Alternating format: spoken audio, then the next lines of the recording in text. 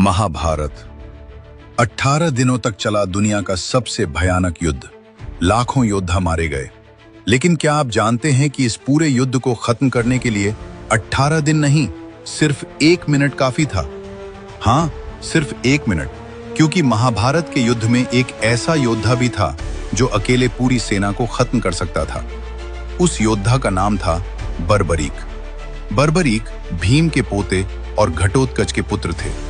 बचपन से ही वे अद्भुत शक्ति और असाधारण युद्ध कौशल के लिए प्रसिद्ध थे। कहा जाता है कि भगवान शिव की कठोर तपस्या के बाद उन्हें 3 दिव्य बाण प्राप्त हुए थे। इन 3 बाणों की शक्ति इतनी भयानक थी कि पूरे युद्ध का परिणाम कुछ ही क्षणों में बदल सकता था। पहला बाण दुश्मनों को चिन्हित कर देता था। दूसरा बाण उन सभी चिन्हित लक्ष्यों का एक ही पल में विनाश कर देता था।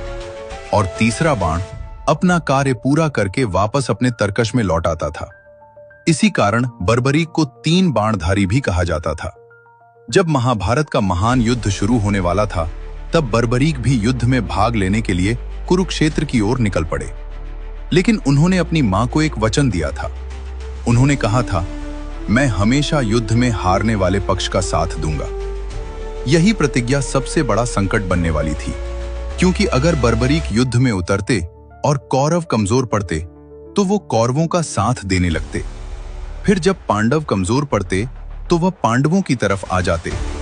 इस तरह युद्ध का संतुलन बार बार बदलता रहता और अंत में संभव था कि पूरे युद्ध में सिर्फ एक ही योद्धा बचता, बर्बरीक।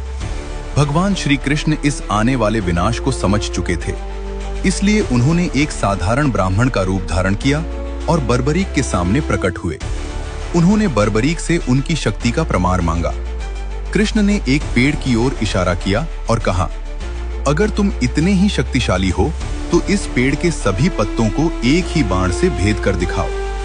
बर्बरीक मुस्कुराए और उन्होंने अपना तीर चला दिया।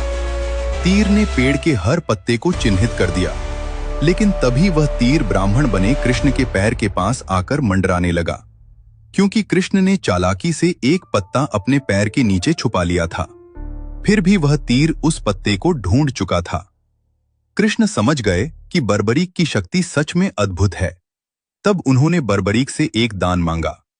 उन्होंने कहा, मुझे दान में तुम्हारा सिर चाहिए।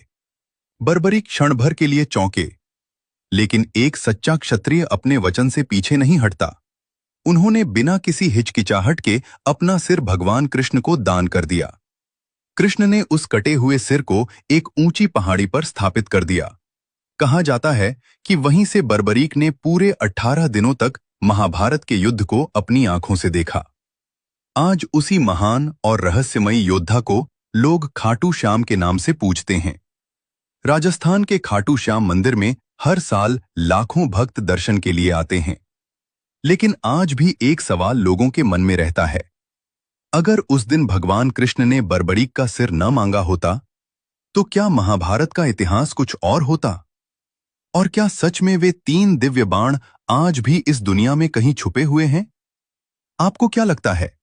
अपनी राय